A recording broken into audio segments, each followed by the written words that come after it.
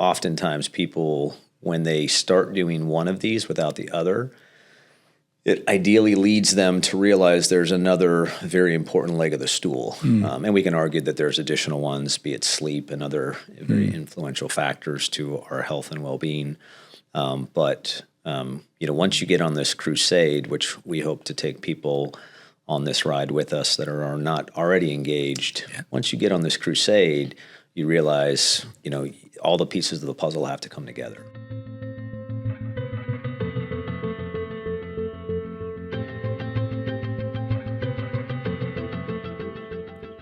All right, here we are, guys. Episode number 2. Can you believe it? I thought what we'd do today is we'd start with a drink, kind of toast our way into the new year. And this is not just any ordinary drink. I want to get your feedback on it. That's what I'm taking. It's this new protein drink. Well, Laura's got it on with me. It's Metagenics Ultra GI. So have a sip. Tell me what you think. Is that the Costco version? It's a pretty big bag. I go through it. But you guys drink protein drinks, right? Oh, yeah. Yeah. Cheers. Cheers. Cheers. Cheers, guys. Yeah. It's good, huh? Yeah. You know what I normally do with it is I put a shot of espresso in it. Really spice it up. Anyway, here we go. Let's kick off. Number 2. I thought what I'd quickly do is just introduce you guys. David Vogel, the CEO of Volo Investment Management and Volo Health, and Barry Miller, the president of Volo Investment Management and Volo Health. And basically a quick background on Volo Investment Management. You guys have built this company over the last 15 years using quantitative data science to build these models to predict outcomes, and are doing quite well on it from what I've seen. Now with 9 billion assets under management, it's not bad. But you're bringing that same kind of expertise now over into the world of health, and that's what this podcast is about. It's kind of we're exploring the world of health using the models that David and his team, the data scientists, the mad scientists are coming up with, and we're bringing that into the world of health, which is absolutely fascinating. A little background on myself: former professional athlete for 27 years, and then got into the world of podcasting, then got into the world of tech with Any Question, and sold that, got acquired by Whoop a couple of years ago, and now here with you guys to build this company, Volo Health. A little recap. Last episode, we talked about the world of health, the crisis, particularly in America. We got a lot of big things ahead of us, and we see great opportunity to really help people in the future with their health. We leaned in a little bit with some of the findings that you've found, David, particularly LDL, the bad cholesterol, and that in fact what you're finding in the data is that it's not a great predictor of a major cardiac event. It's actually ranked pretty far down. That's correct. So very cool. Today we're going to talk about, there's one area I want to discuss with you guys, and I came across it, and that is Peter Attia, big influencer in the world of health and longevity, and his statement, which we're going to cover in a moment. We're going to share with the audience the Volo Health Score, what we're building in terms of our health score. We're going to talk about David's insights, particularly today we're going to talk about hemoglobin A1C, and then just where we're at as a company and some of our own individual things. So anyway, guys, welcome. Thanks. It's good to see you. Thank you. Good to be back. Great to be here. Firstly, the elephant in the room, or should I say the magnificent work in this studio that's been built by our team. Big shout out to Noelani, Barry's EA. She did all of this. Yeah, nobody saw it in our first episode, so they haven't seen No, the remarkable that's right. improvement. I know, look at us going from Very audio nice. to video in 1 month. Yeah. But it really does look amazing. But guys, let's jump right in. I want to read you a quote, and it got me thinking. And this is from Peter Attia's company called 10 Squared, where my good mate, Dr. Luke Bennett, is the CEO. And he sent me this, and I've been pondering it, and I want to get your insights. And it says, exercise has the greatest power to determine how long and how well you will live out the rest of your life. Exercise. It made me ponder right away, but I want to get your inputs. You're the data guy, and I know we're all huge fans of Peter Attia, so I kind of want to explore this in a way of saying, hey, we love your work. We're not criticizing you. Tons. But let's, David, I want to hear from you first, mate. When you hear that quote, do you agree with it, disagree with it, and what does the data tell us? Yes, well, I'm a big fan of Peter Attia and his work. I would say it's very close between nutrition and exercise. They're both very critical. If I had to say which was number one, I might put exercise just a tad in front, but I would say I'm a good example of someone. Maybe 5 years ago, I exercised regularly, but my nutrition was horrible, and I would say, it was definitely, definitely not as healthy as I was now. I could tell, I could definitely do a lot better, and based on my health scores, I was maybe somewhere in the middle. And then when I sort of look anecdotally at people who are great with nutrition but don't work out, it appears to be about the same story. So it's a tough tie, but I'd say exercising every day seems to have a great effect. I think I'd agree that exercise would put it just a hair over nutrition if I had to. There we go. Our data scientist is agreeing. Barry, you agree with that? Probably for the most part, I would agree. I think, as David mentioned, I think exercise and diet or nutrition go hand in hand. But when you think about the impact of exercise, there's quite a few studies out there. Was it the Copenhagen study? I think it showed a 5 to 7 year increase in lifespan.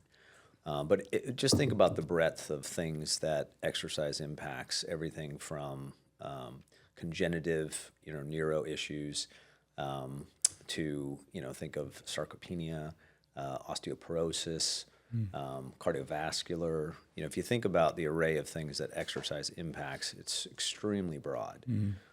So you could argue the same thing as David was, alluding to with nutrition, right? These things can't be done in a vacuum, and it's important. I think oftentimes people, when they start doing one of these without the other, it ideally leads them to realize there's another very important leg of the stool. And we can argue that there's additional ones, be it sleep and other very influential factors to our health and well-being. But once you get on this crusade, which we hope to take people on this ride with us that are not already engaged, once you get on this crusade, you realize, all the pieces of the puzzle have to come together. So one of the interesting things, there's not really studies comparing the two, like one or the other. So many studies show nutrition is super important, and then exercise is super important. Separate studies. So. I can't figure out whether it's like, we brought up nutrition and we brought up exercise. Are they the two that are the easiest to collect data on? Because you guys know me, and I'll bring the audience up to speed. I'm very much an above the shoulders type person, right? So I immediately, unless you've got meaning and purpose in life, it almost doesn't, exercise, sleep, nutrition, and these things matter. But you can't measure, as a data guy, like it's harder to measure. Does somebody have meaning and purpose in their life? Yeah, I would say it's much, much easier to get exercise data. Yeah. Because there's all the wearables now, and you turn on a workout, all the motion sensors. Nutrition's still very difficult to measure. We have some tools, but people have to be meticulous. The tools that use cameras to gauge what's on your plate still need a lot of work. They get the quantities wrong. Even people, if they're not weighing every meal on a scale, they're not reporting it accurately. So that's the tricky part, is actually seeing what people actually ate. Yeah. It's just an easy, when I got my gut reaction when I first read that, honestly, was like, I think I wrote Luke back. I said, really? Is it?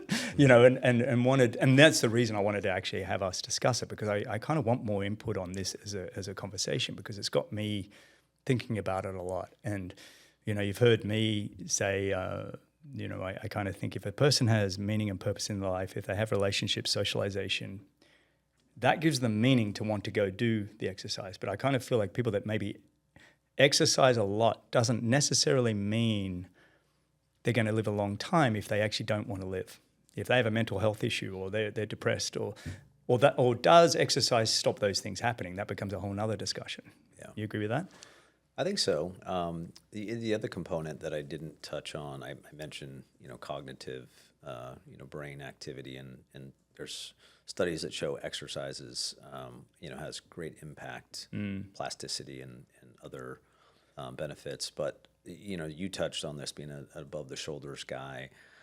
For me, and I think a lot of other people that I've talked with over the years that are avid exercise enthusiasts, to me it's an incredible stress reliever, right? I mean, the notion of not exercising, my mentality, my kindness, my just I've seen you in the office, mate. The days you don't exercise, we know not to walk past Barry's office.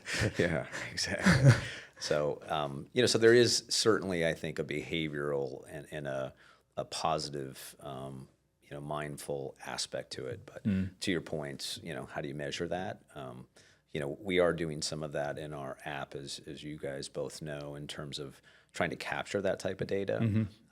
It's self-reported, right? So it's got the nuances of, it's not a biometric measurement, but it's, hey Greg, how do you feel today? What's your mood? And the more data we collect like that, the more we'll be able to see correlations of the things that you're doing in your life on a combined basis, whether it's your nutrition, your exercise, how's this stuff impacting your mood. And these are long journeys, right? These are data sets that we'll have to collect in significant, sample size and over time. But those are exciting things, right? Because there's not a lot of data like that, as Dave mentioned, in the marketplace that we think we'll be able to have, whether they're, initially maybe informal studies, but eventually formal studies along these lines.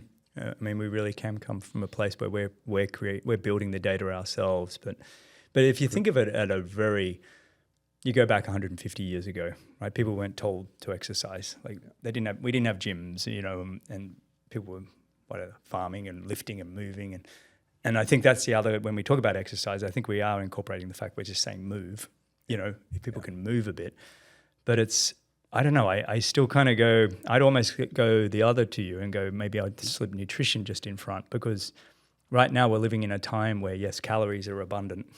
Calories are everywhere, so suddenly it's not that important. But if we were to remove calories from our life, I think suddenly we'd all be like, screw going from a gym and run, I just need to eat, right? There's some studies out there on exercise and psychological well-being. Like there have been studies that compared the psych drugs to exercise for depression and showed that exercise actually worked better. That's amazing. So there's data out there, and I'll say also anecdotally, if the rare occasion I do get stressed, either at work or at home, I stop and I realize I haven't exercised in 2 days. Yeah. or you come into my office to do chin-ups. That's right. We're all getting in a lot better shape since you got that chin-up bar. We got the chin-up bar. Barry's yet to use it, by the way. I don't know how he's keeping his shoulders so straight. He's not turning up. I'm letting you guys get ahead of me. Yeah, this is a conversation I think we can keep coming back to. I love the idea that we're all trying to figure out what's most important.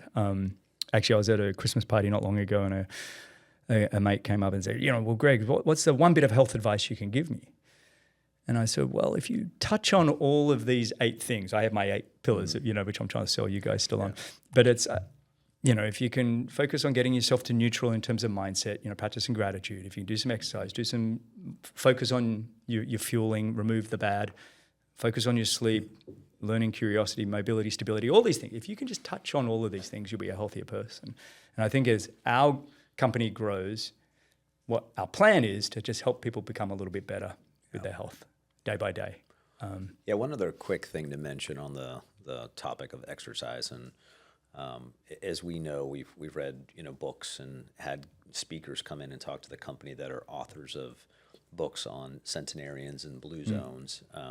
It seems as though a common denominator of the blue zones is that the people are active.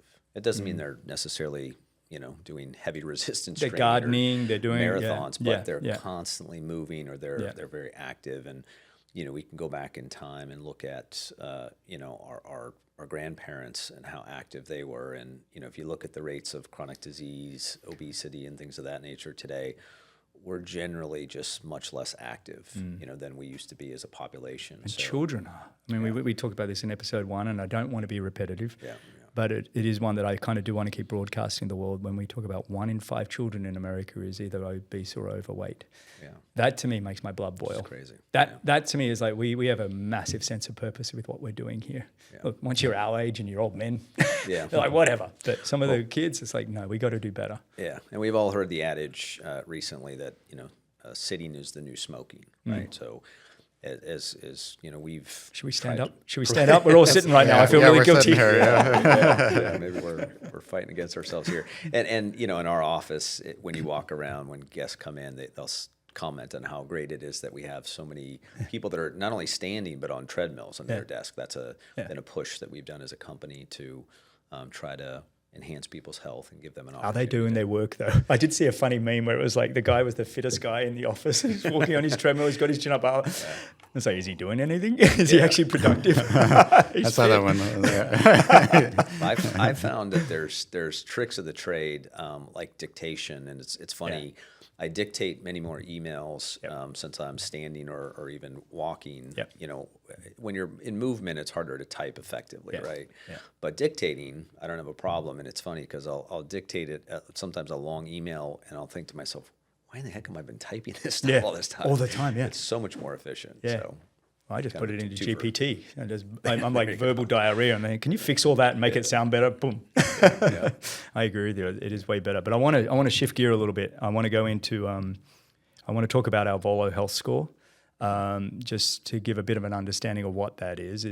If for people in the US or even around the world, you might have heard of something called a FICO score that is used in finance, which people are able to identify their credit scores, and insurers and banks can use it to say, hey, do we want to back this person or not? And a Volo health score is using David and his team's models to come up with predictive health scores.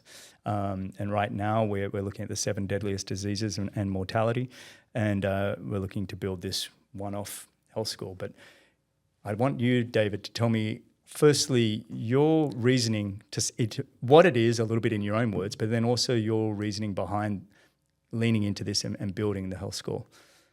I think it goes. You could tie it back to that question: what's more important, the nutrition or the exercising, right? And maybe for each person it's different. But right now, there's so much confusion. Like, what kind of diet is healthy, and what's the right kind of exercise for me? Is it again? You get people saying HIIT's the best. People saying cardio, like low intensity cardio is the best. People say weight's the best, right? But there's no way to actually measure your health. And we realized that, and we realized we could actually measure your health. We've got data over decades, and you can actually tie markers in the blood and physical markers like blood pressure, heart rate, to the probability of future disease, and you can actually put that into a score. So once people can get a score on themselves, and they can find out for themselves whether what kind of exercise improves their score the best, what kind of diet works for them. So it helps people individualize, put people in control of what's best for them, and they'll be able to quantify. And maybe they try a certain kind of diet and it doesn't work. Maybe their scores go down. But then they know. Then they know they can switch it up. So really, that's the concept that we're introducing that hasn't really been done. And is it personalized? I think a lot of health is always comparing, you're a 50-year-old man, you're compared to every other 50-year-old man out there, even though they've had a totally different background. Are we really looking at making it an N=1 type, so a person can compare themselves to themselves? Where are you getting all the data from? Who are we comparing people to, and how do we build it out so it becomes very personalized? Well, it does allow you to compare yourself to your age group. Yeah. Because there's right now we have sort of the capability to only be so good. Like for example, if you're middle age or older, you have some probability of, or at least some decent probability of disease, and you can only lower it so much, right? But it will give an absolute risk as well. But it is also relative to yourself, because maybe genetically you're predisposed to something. So maybe you're never going to be in the top 5%, but you can maybe get to the top 50%. And we see that people with sort of high risk genes can actually be in the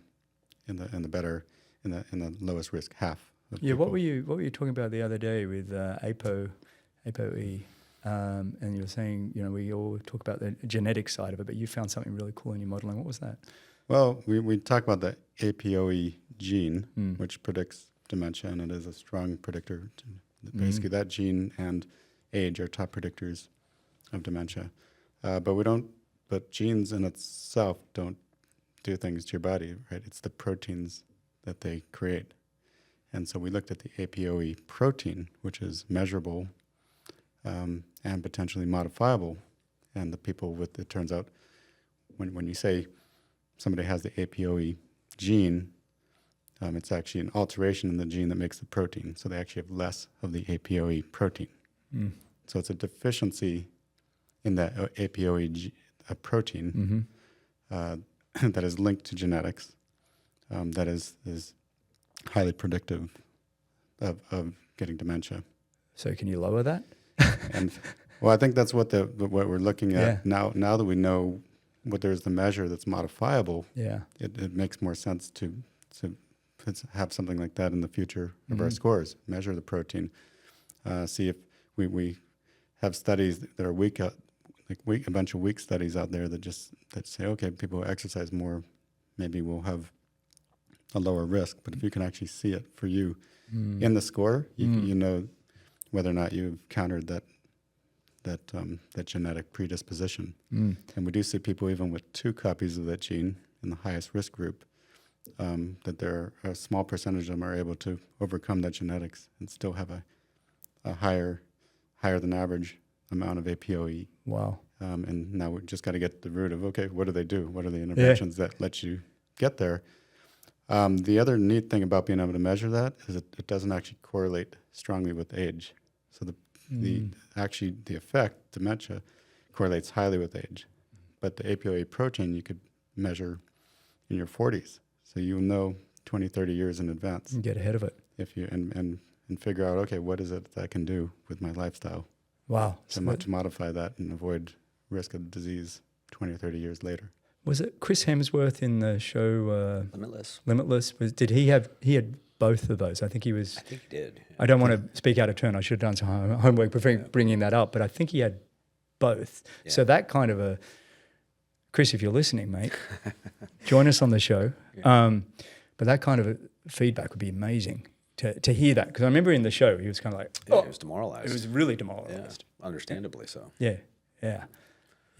That's amazing. And Barry, on the platform side, as we deliver the health scores to people, tell us a little bit about what we're building on the platform product side in terms of short-term scores, long-term health scores, in order for people to be able to take more control over their health. Yeah, so we'll have an ecosystem that shows you you'll have essentially 3 scores: a behavioral score, which think of those as the controllable things, right? Those are the things that we can all do every day when we wake up and decide, are we going to exercise? Are we going to eat healthy? Sleep hygiene, all these different things that we have some control over. So we'll give you, a behavioral or an activation score. Then there's going to be a short-term score. And the short-term score is to, candidly make this engaging and keep people aware of the changes that they make or the choices that they make, how they impact you on a short-term basis. But ultimately those things, and there's a daisy chain component here, is, the inference of the ecosystem. The activation goes to the short term, and then the short term goes into the long term, which is the sophisticated models that David and the team have built. And so the intention is to have all of this showcased in the platform, and Greg, you touched on the N of 1 component. So not only do we have the population data and the power of the algorithm learning from a broad population, that David and his team are able to find these sophisticated and complex relationships and boil them down to be simple for everyday folks like myself to understand. But we'll have the platform, right? The platform for you to understand that, whether it's, as David is mentioning, ApoE, proteins, other biomarkers that we're able to monitor and, give people an understanding of what's impacting their scores. What are the influencers? And then ultimately, as Dave, mentioned, how do you modify those? And, that last part is going to be probably the longest discovery, right? Because there is some personalization to it. We can ideally say at some point in the not too distant future, this kind of intervention is helpful for the broad array of people that want to implement that. However, the personalization component is, it's going to be that N of one thing where we all have to try different things and find what's most impactful.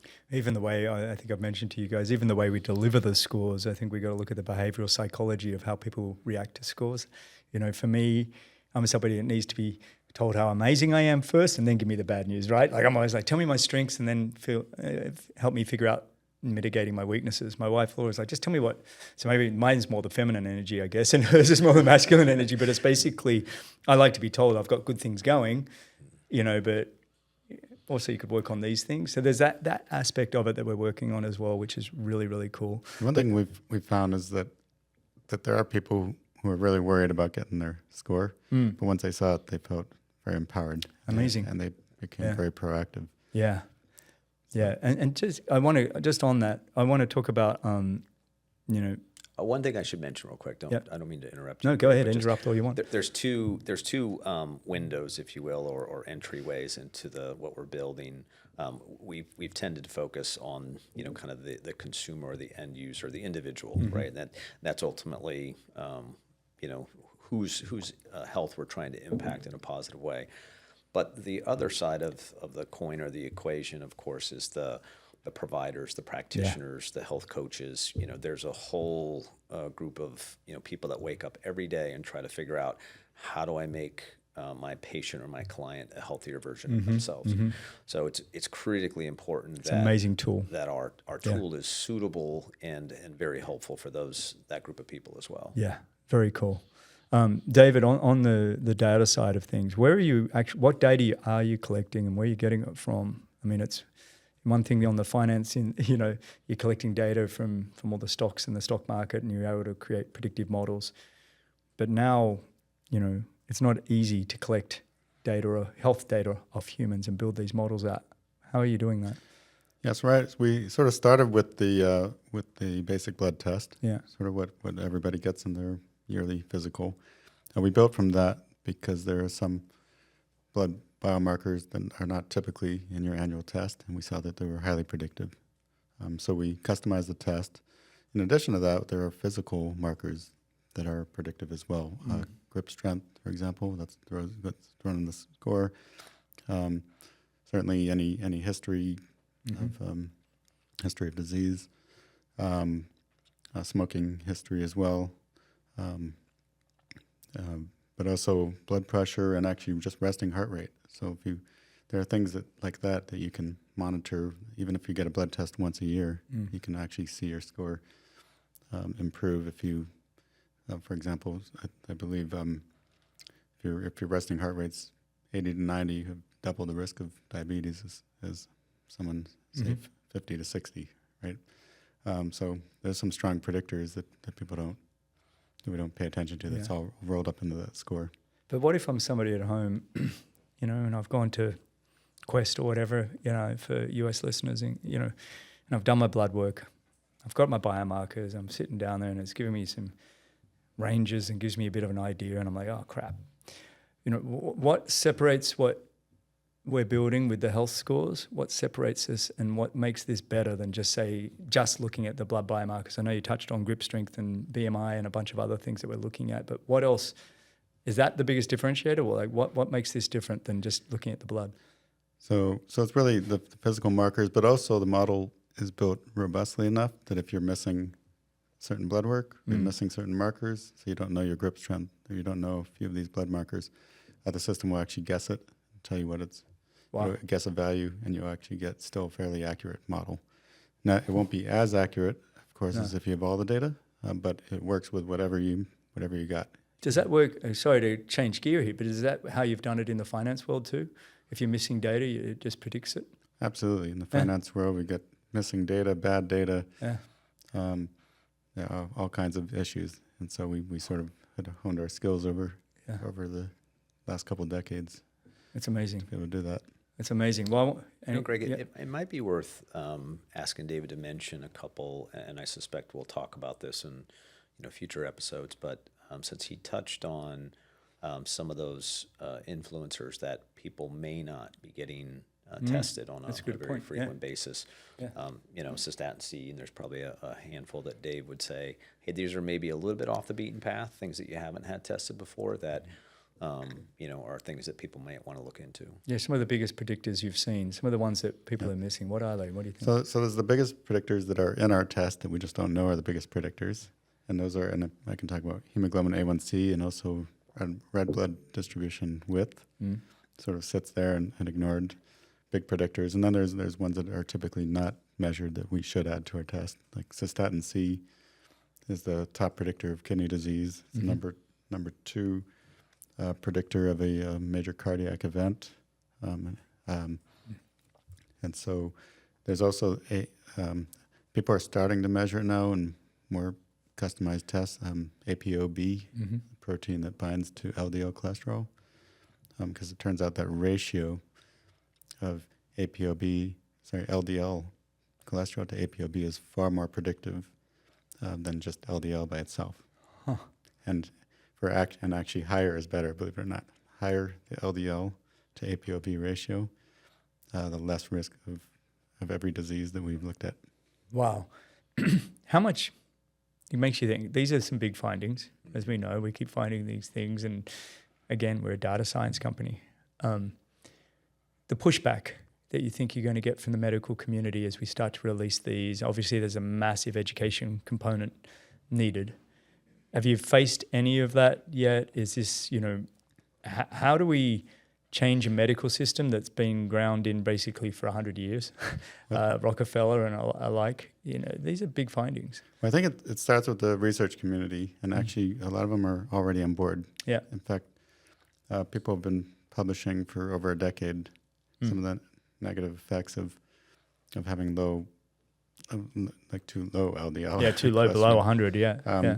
And I've also seen in various books that even the people with the highest possible LDL only have about a 30% increase in risk over people with the lowest. Wow. Versus like A1C, people with the highest have double the risk. Wow. Right. So it's already sort of out there, and we just got to get these researchers together. And once you have enough research behind it, then we work on reshaping the medical community. But I mean, number one.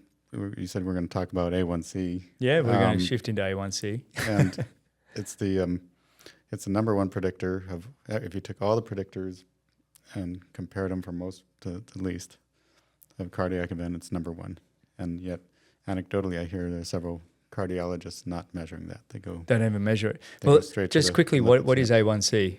Yeah, so A1C is it's the amount of sugar basically that's bound to your hemoglobin, and what that does is it's convenient. It conveniently measures your average blood sugar over the last 2 to 3 months. So you basically can tell kind of how much sugar the person's had in their system over the last 2 months just by measuring this metric. And it's the only predictor that's predictor of all 7 of our disease groups. It's in the top 10 predictors. Wow. Of every single disease group. And those disease groups are, real quick? And I'll have to read them off here. Here we go. Let's see if we can do it without reading notes. Yeah. Here we go. MACE, major cardiac event, diabetes, kidney, liver, respiratory, COPD, dementia, and all-cause mortality. And all-cause mortality. Okay. Yeah. Is that 7? Okay. Yeah. That's good. took all of us. But we should know that. Yeah. And so, so for cardiac event, A1C is number 1. Number 2 is cystatin C, which is rarely measured right now. And number 3 is BMI, which we body mass do index, know is important. Yep. Yeah. Wow. And then where does it sit in all the other traits? You said A1C is top 10. Is it number one in any of the others? Diabetes? I'd assume diabetes is number one as well, is it? Oh yeah. Well, with diabetes, it's actually the definition of diabetes. Oh, that's what I figured. So like once you get over 6.5, is that right? So it's going to be a high predictor there, regardless. Yeah. But let's see. Yeah. So for a cardiac event, high blood sugar doubles your risk. For type 2 diabetes, of course, high multiplies it like infinitely because it's the definition. For dementia, it more than doubles your risk. For kidney disease, it triples your risk. Wow. For liver disease, it doubles your risk. For COPD, it triples your risk. And for all-cause mortality, it doubles your risk. And so this is high versus low. That's amazing, isn't it? So David's talked to the company last week during our monthly update. Yeah. He did a focus segment on A1C, and then he ended sharing some of this information. He ended by saying sugar sucks. Well, just moderate your sugar, right? I mean, you do the best you can, but it's in everything. And keep in mind, it's not always proportional to the sugar you take in. So if you do have something sugary, you can do things like walk off the sugar. 10-minute walk after dinner or whatever. Right, 10, 20-minute walk. There's also sort of the combination of sugar with fats that causes it to not get absorbed correctly and stay in your bloodstream for example, if you eat pure carbs for breakfast, which is what we usually do, you can get back to blood sugar baseline within an hour.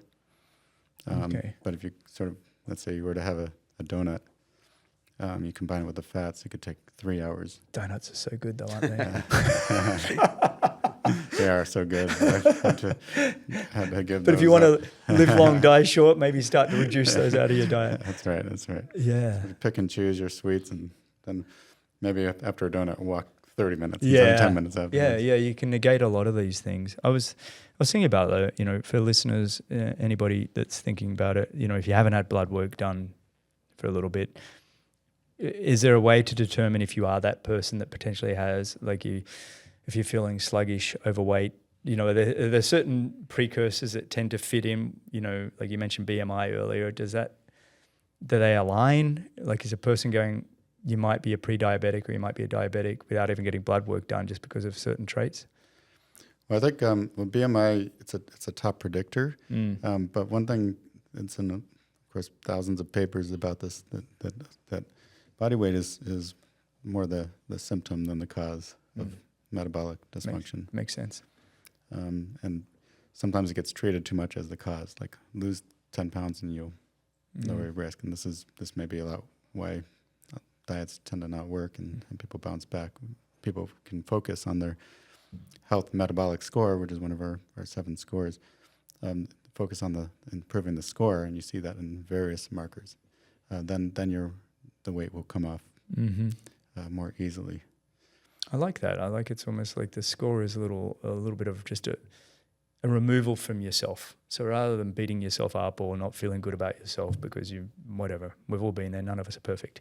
But it's kind of like having the health score just makes it just sits there and go, okay, you can actually do something about it. And on that, not to take a too deep a dive into interventions,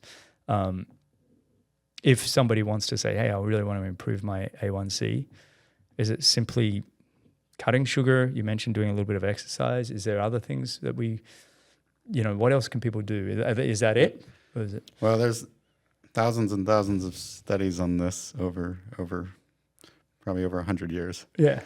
The best evidence that I've seen is sort of like to move more toward plant-based.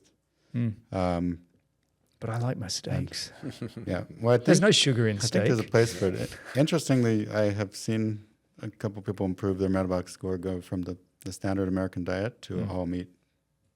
At least for a period of time, yeah. And of course, we don't have enough people on that score through our models, and so we'll know, because your body can switch metabolisms. So there may be more than one.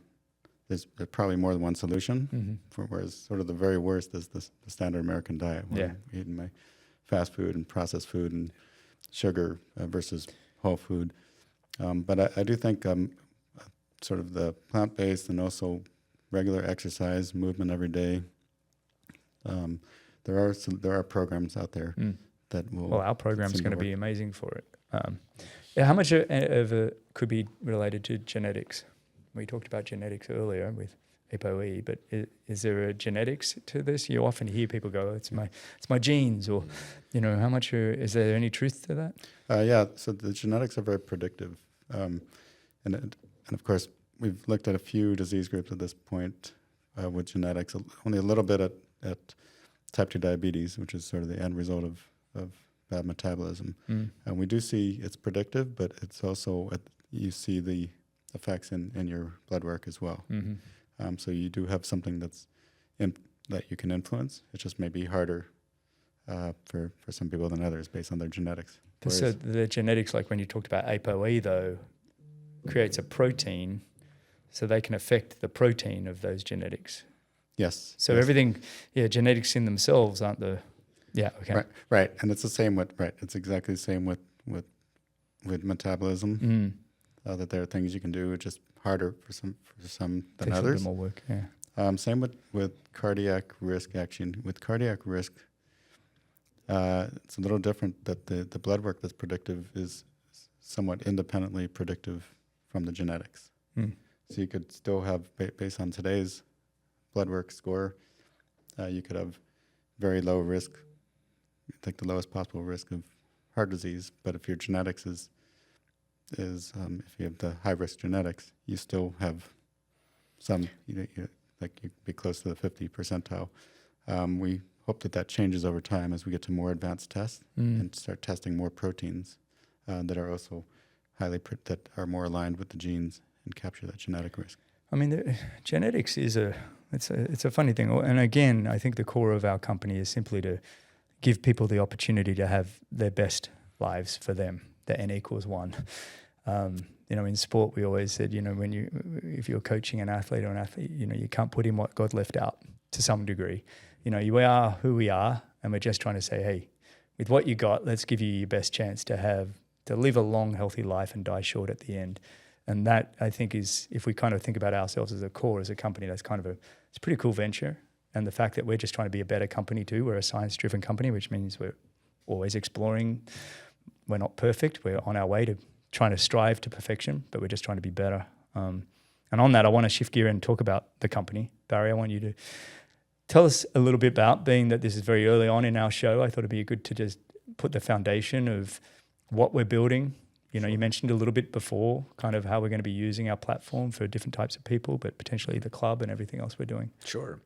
Yeah, so we have, I'd say, 3 different market segments that we're intending to provide, products and services to. The first is a platform. The platform, as I mentioned before, has, two types of users: the individual, and then practitioners or folks that work with individuals to try to improve their health. So we kind of refer to that as the platform, and that will have the things that we've been discussing embedded in it. The second is there are businesses, be them research organizations, pharmaceutical companies. You can think of a plethora of companies that might be interested in having a different viewpoint or a different understanding of the diseases and chronic conditions that we've been talking about, and things that we can shed light on. So there's an opportunity for us to find participants in the marketplace that are interested in buying those scores and predictive analytics to embed into their business process. Then the third you touched on is we do intend to build a physical location that will essentially be a longevity clinic that will be part lab for us to understand how do these things, what's the most impactful thing, and one of the viewpoints that, as we've talked a lot about, is the physical location is going to be an opportunity for us to learn in kind of a hybrid environment. We've got the digital platform and all the things that we're bringing to bear from a technology perspective, coupled with humans and practitioners and humans that are kind of doing the conventional thing. So we have the union of those two elements together, hence the hybrid comment. And when we see what is highly impactful, when we have the digital meets the physical world, we can then really think about, well, how do you scale this to reach, ideally millions of people in the digital-only experience? And the reason that's important, is that the cost component for somebody to make this accessible to, all socioeconomic, classes of people and a broad array of folks. It can't be something that, they have to hire a specialist or a professional in, these different domains. We need to learn, how do we bring that kind of, knowledge and power to them, at mass scale at a very affordable price. And we do intend to have, a free component for folks to, in some part, get their feet wet, but, just to start this journey of taking personal agency, both individually and with their healthcare providers. I got to say, the thing I'm most excited about is, look, I've had the last 3 to 4 years being in tech. It's very tech, and I love the grounding component of what we're doing, where we're going to build the tech for, ideally, you said millions. I always think hundreds of millions, but anyway. But it's also the fact that we're going to be grounded and we're going to actually have our own facility where we're going to be connecting with people.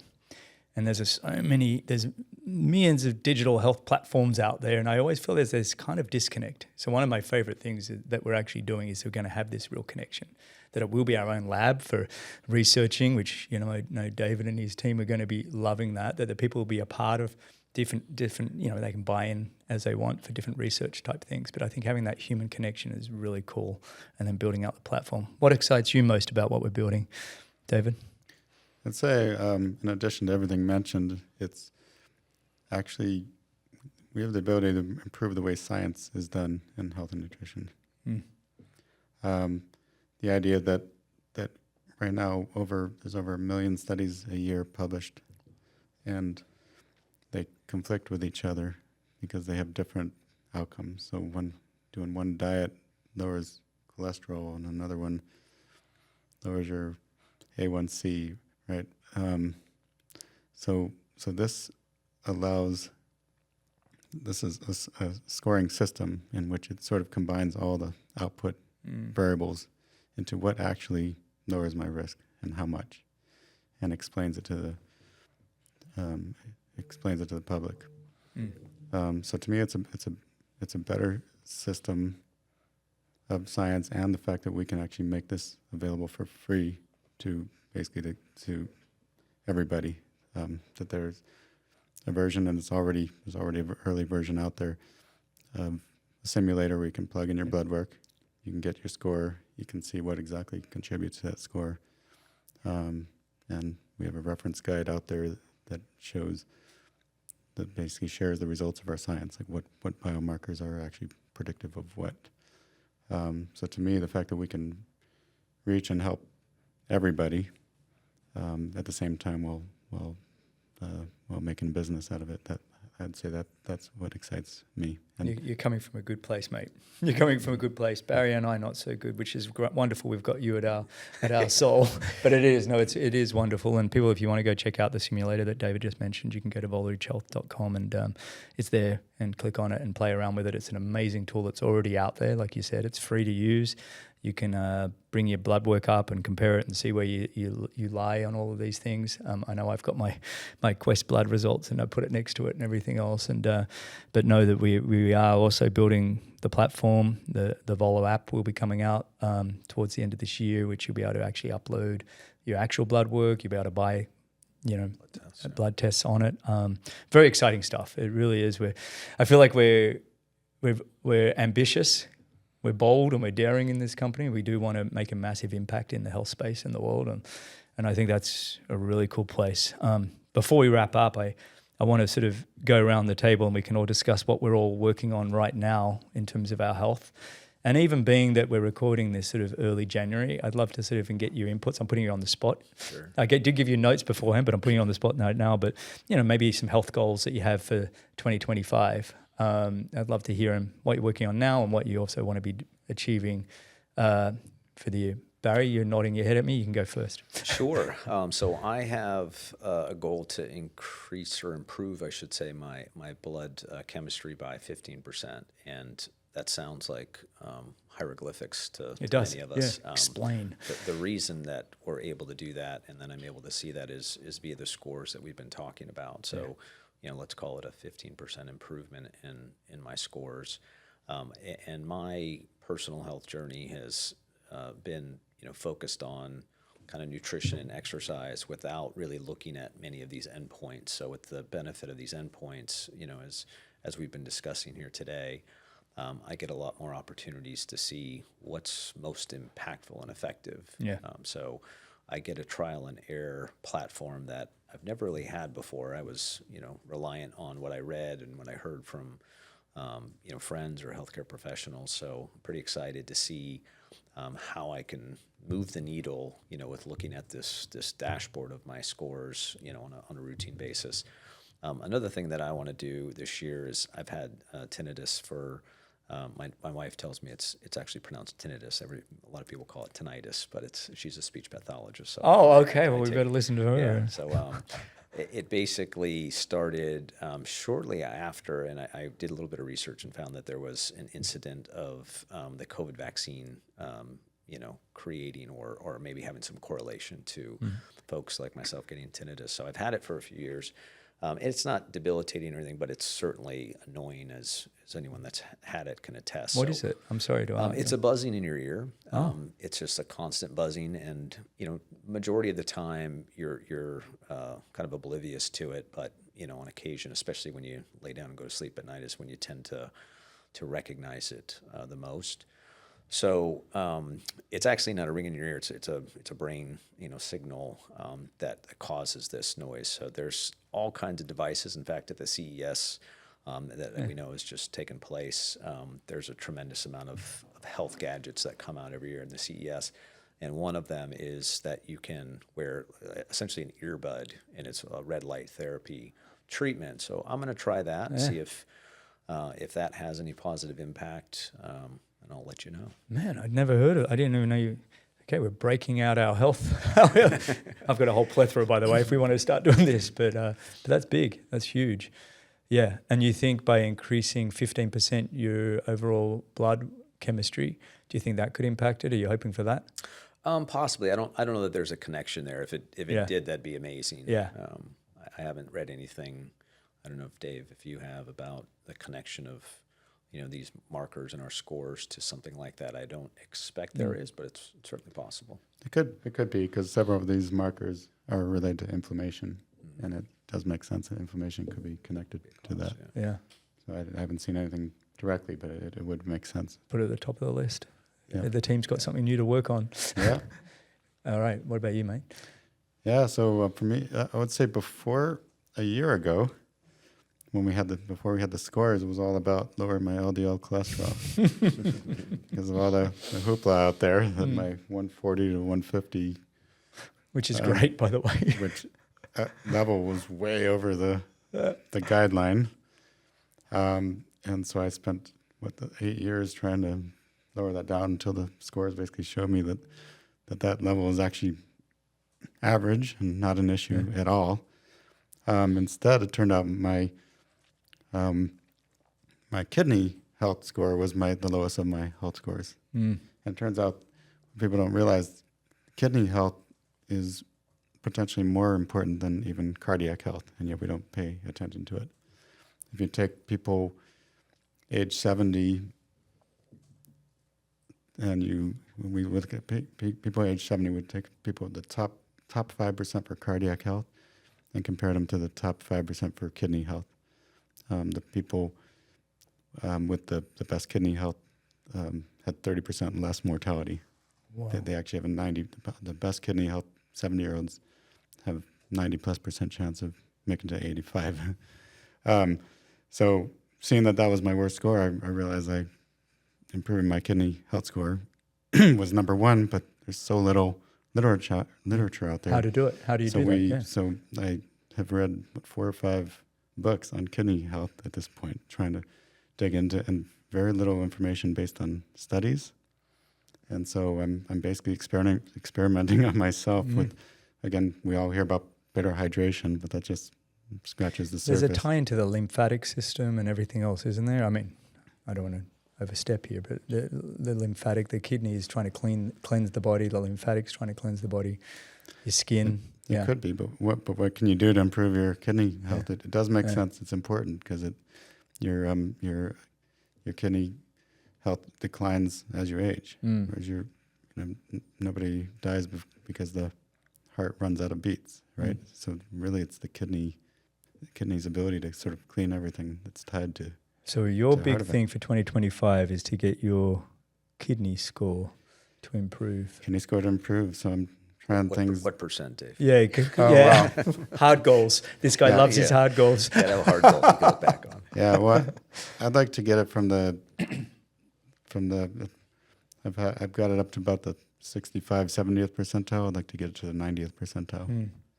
My goal for 2025 is just to be better than you two. Well, you're definitely going to do more pull-ups than us based on the tallies on your board. It's funny, isn't it? Mine's not really great hard goals either. I would say my goals is just to try and bring great energy to a room, because if I actually think about what health is about, it's actually we're all made up of cells and we're just protons and electrons and neutrons and everything else. And I kind of like, well, if I can focus on how to create great energy and bring it wherever I go, even into some of our meetings, I'll still try and bring great energy. I'm just kidding. But I think, to do that for me, it's a bit on everything we've touched on today. It's exercising every day. But not just sort of once in the morning. That's why I brought this chin-up bar into the office, which has actually been a great social thing to do, to have the chin-up bar until legal and compliance get on me. But it's been fun to be able to work out through the day. I want to do more of that. You talked about walking treadmills, walking after dinner with the kids. I'm trying to bring that more into, that kind of thing, and just trying to reduce the ultra-processed foods, the sugars, and the vegetable oils, which is in everything. If I can reduce those three things, I want to get as lean as both of you. That's almost impossible. What are you at, Barry? Like you're at 8% or something now? Yeah, usually between 8 What are you? You're at 12? I've increased to 11 or 12%. Yeah.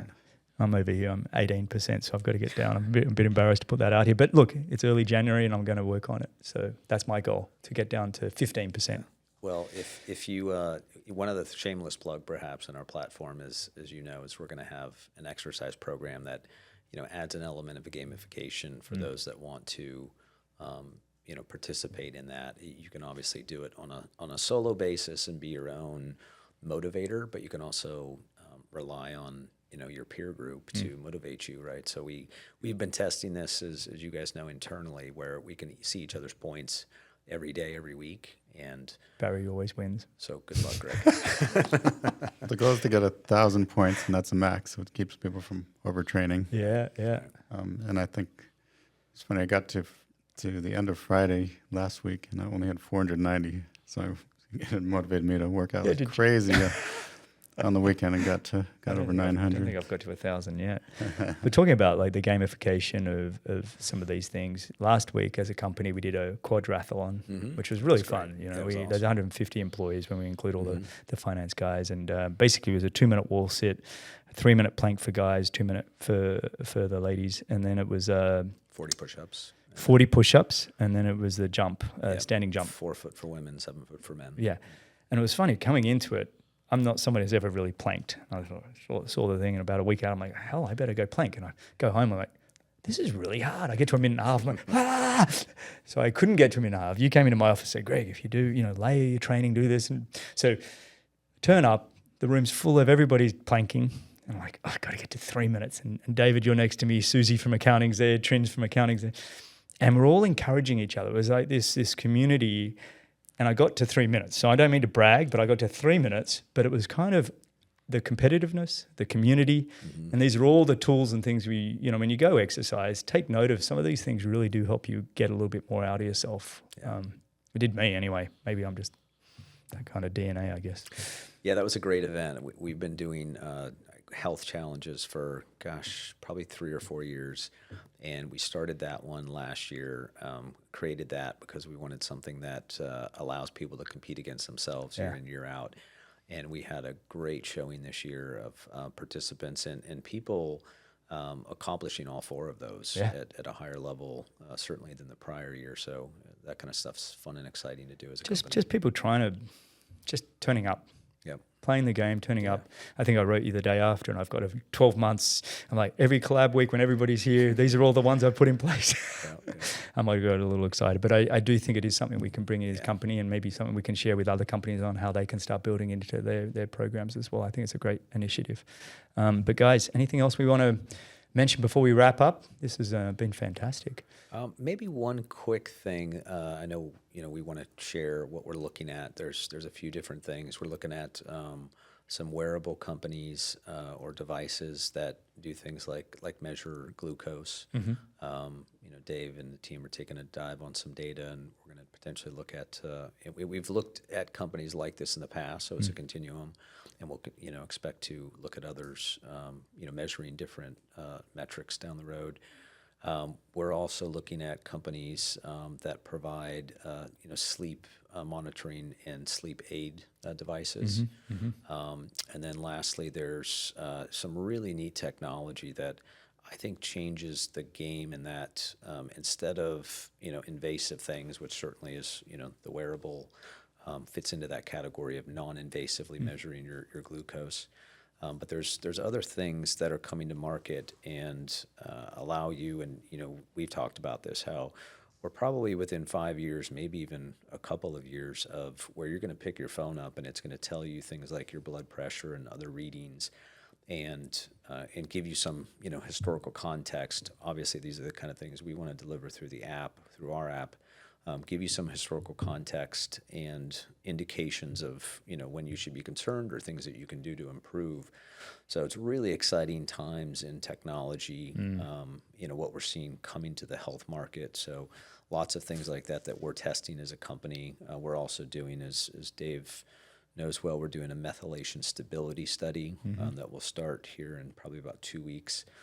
So we probably have 5 or 6 of these things kind of, occurring simultaneously, and gives us an opportunity to share, some of the things that we're looking at. Yeah. And just on that, listeners, if you've got ideas and you want us to lean in, we're open to looking at companies that are out there, especially in this kind of space. We'd love to hear from you. But on that, that's it. I guess, my last thing would be, as a data scientist, we always say you can't improve what you can't measure. And I'd say you hear companies talking for decades, we should make health more proactive and less reactive. But nobody's done it, and it's because we can't measure it. And so that's basically what we're doing. We figured out how to measure health. And to Barry's point, we test hundreds of wearables and different new blood tests and data sources that will help us measure health even better, and that will allow us to help create that proactive system, which is our dream. Well said. Yeah, it's the best quote of the hour. Yeah, you should end on that. Just nailed it. Just Greg, stop talking. That was really great, guys. Fantastic. For everybody listening, we'd love to hear from you. We'd love your feedback. If you've got questions for future episodes, throw them our way, and we're happy to explore them and give them a bit of a deep dive and see what we can do. But we'd love to hear from you. We'd love you to share the show. But guys, thanks for, once again, this episode. Live long, die short. A Volo Health podcast. Amazing. Thanks. Cheers. Great time.